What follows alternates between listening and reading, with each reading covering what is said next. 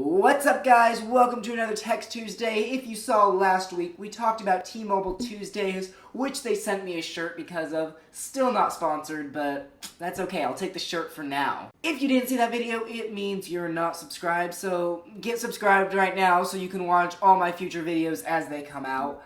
I know last week I told you that I would be showing how to make money right off of a phone, right off a few apps. I am actually going to postpone that video because yesterday was the WWDC, and instead I figured I would show you the new iOS 10 on the iPhones or any iDevice, so let's get right into it.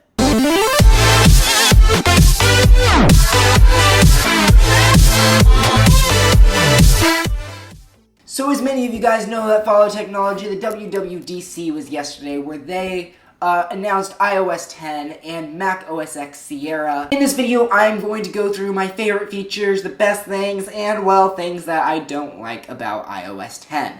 Now, this is not officially out yet, it is still in beta, so things are subject to change, and probably a lot of things are going to change design-wise, user interface, but we're going to go through it as of right now, as it is on the very first beta, what I like and do not like, and the brand new features that they have. So one of the first features that you'll see immediately when you pick up your phone with iOS 10, as soon as you lift it up, it turns on the screen and shows you your notifications.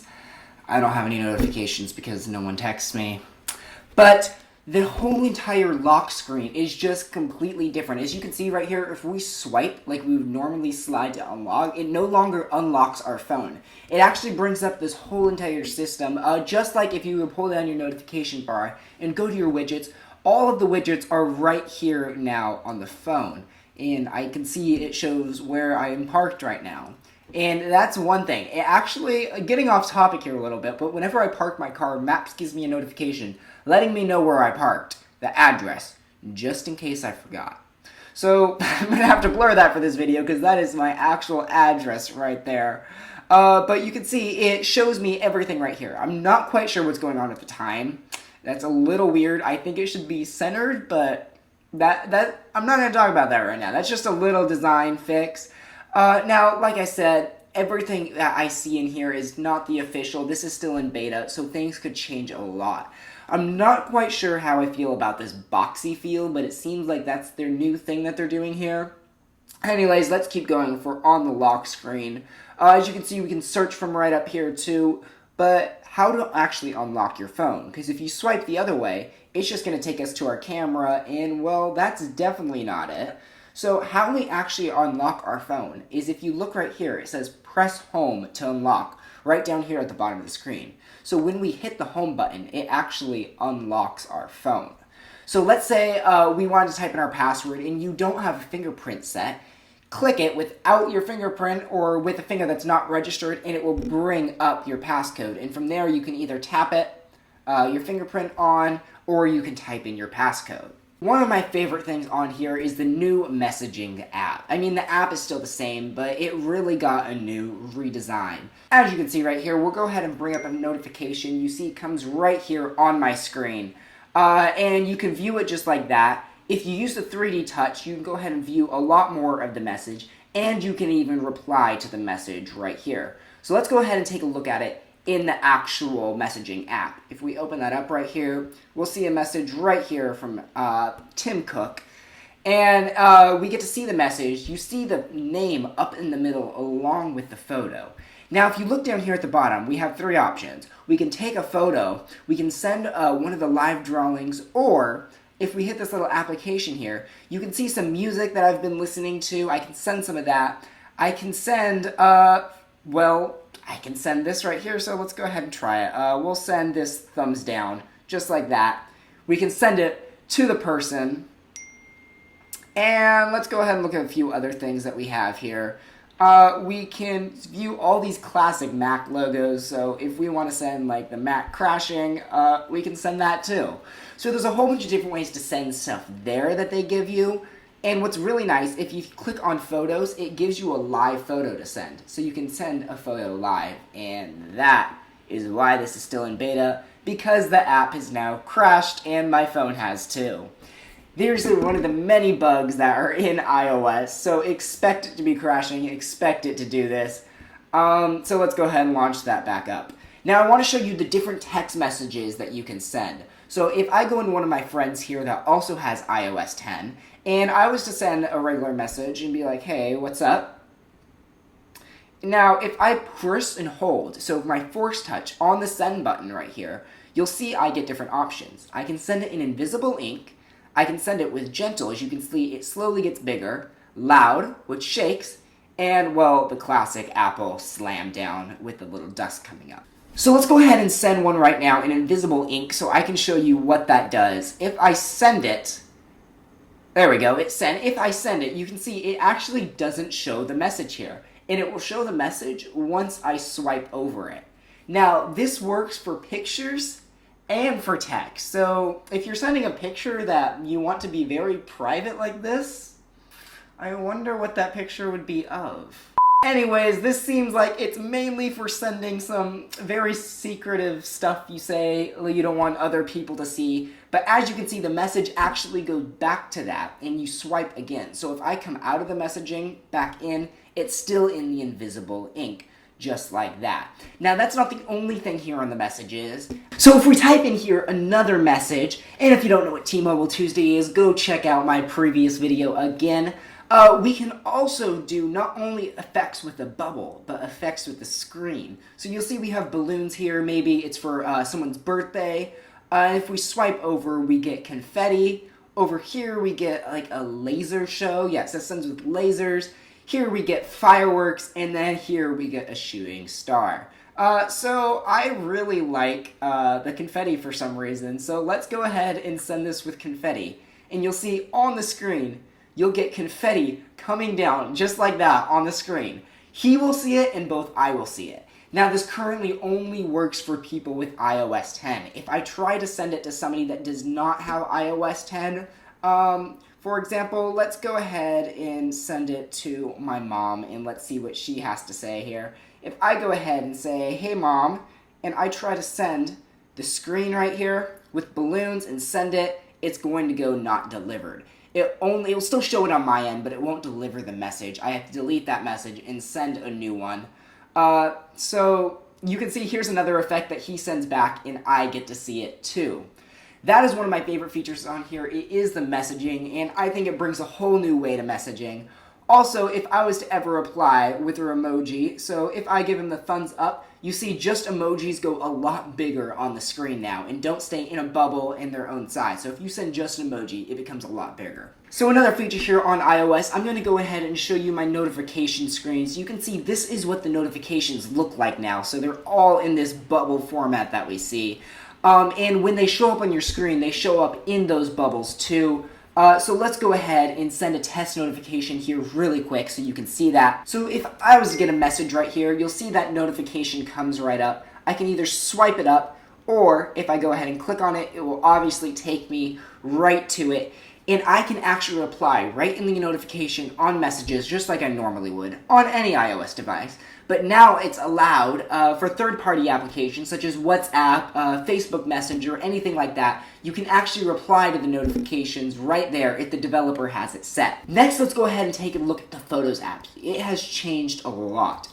So as you can see here, we have some great people faces right here, and then my camera roll. But my favorite part about it, this pretty much looks the same, except they've given it a little more design to here, like for my camera roll and everything. But my favorite part is the memories. So I can see today, June 14th, it will give me a little video of all the photos that I took and everything that I did with my phone. These were just some example photos here, and it even plays it with music. It's really cool.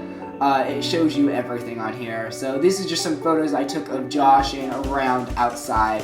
But you can see that, and it gives that for each and every day. It also shows the last 3 months. If you went on a trip, it will show you all of that. So it's really cool that it's able to show that. So I can see the best of the last 3 months. So they've really put their time into this. Also, you can edit these and you can change them up in any way you want. So if there's a photo you don't like in there, something you want to change, if you want to change the style of music, you can go ahead and do that all right here in the Photos app. So that's the main difference on the Photos apps. I mean, I can show you right in here. It recognizes people's faces now. That is a big difference, but also you are able to search inside of your photos. So if I wanted to search, let's say for a car right here, it would bring up all the photos. I can see credit card, cartoon, car parks, and here I see car, and I can see this photo here, well, of me playing guitar on the back of my car.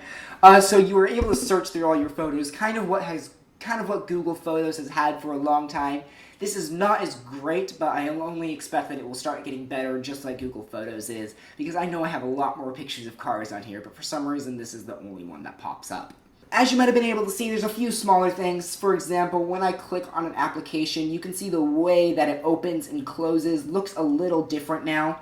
It's a little laggy, I noticed, not right now currently, but sometimes it gets a little slow. Like I said, these are all things that are going to be fixed when the final release is out, so don't judge your opinion on that directly. Developers can now add Siri into their application, so you can talk to Siri, and it can respond through a third-party app. This is what Google now has been doing for a long time. So if I ask Siri to play a song, I can have it play on Google Music versus Apple Music or Spotify, whatever you want. But in this case, I'm going to actually be able to request a lift just by talking to Siri. So if I say, "Hey Siri, give me a lift to T-Mobile." Siri doesn't always work sometimes. "Hey Siri, get me a lift to T-Mobile." Bad example. I'm going to push Siri and let's try. "Get me a lift to T-Mobile." No. Well, let's try that one more time. "Get me a lift to the closest T-Mobile store." What kind of businesses are you looking for? "Get me a lift to T-Mobile." I don't see an app for that. You'll need to download one. So it doesn't seem to be working all the time, but let's try one more thing. "Get me a lift." I don't see an app for that. You'll need to download one. I promise you this worked just about 5 minutes ago, so it is still in beta, like I've been saying this whole video. This worked. I literally just tried this before the video, and it worked. So I don't know what's going on with Siri now. She doesn't want to cooperate. So I'm going to go ahead and show you one last main feature on here. On the very last note, there's one small little feature in here I know many people have been wanting that have never been on the phones yet. I can actually delete applications that are put on here by Apple. So if I don't want FaceTime on here, if I don't want the calculator on here, I can simply hit like that, and I can hit remove. Now the app is not permanently removed. You can obviously get it back. Removing this app from the home screen will also delete its data, yes, but you can always bring it back, so don't think that you can never bring this app back. But you can do it on all the main apps for like the calendar, obviously not the photos or messages. You need those, and I don't know who would want to delete those. But if you don't like the new home, which I will talk about later, not in this video, calculator, FaceTime, iBooks, reminders, notes, stocks, if you don't want those on your screen or any of these weird utilities that I never use and I'm never going to do anything with, if you don't want them on there, you can now delete them. So it's a really nice feature. All in all, I think a few things on iOS 10 are a little weird. Like, I don't really know how I feel about these boxy designs right over here when you swipe over. But I know it will only get better and better, and I will make more reviews possibly as things get better. Tell me what you think about it in the description below. So I know this week I said I would show you guys how to make money on your phone. I want to know though, do you guys want to see that video next week, or would you rather see the new macOS X operating system next week, which I can dive into also, just like I did for iOS 10. Let me know in the comments below, or take a poll question that I will have right over on this side, I think the poll is. Lastly, I'm going to talk to you guys here on a serious note. I imagine most of you by now have heard about the shootings in Orlando. If you do not know, I actually live in Orlando, and I know many people that this has affected. This is a horrible event that has gone on, and there are many ways that you can help now. T-Mobile has one way. So if you are a T-Mobile customer, if you text Orlando in all capital letters, I will have it right down here at the bottom of the screen. If you text Orlando to 20222 in all capital letters, it will allow you to donate and it is a free text message to send, so you don't have to pay for the text message, and a $10 donation will show up on your bill. They have this for many other companies too. I don't know what it is. T-Mobile did tell me this, so I am putting this in the video. If you're not with T-Mobile, there's many other ways you can help and support. Whether you're here in the area, there's many places where you can go and volunteer and help out. And if you're not in the area and want to help out, and you're not with T-Mobile, go ahead and just do a quick search online. There are many other places that you can donate. If you decide to donate through T-Mobile, all the donations go to the Orlando Regional Medical Center, who were the first responders there in this incident. I'm going to go ahead and send a text message right now and donate to that. If you do, let me know in the description below. Otherwise, I will see you guys all next Tuesday with another new tech video.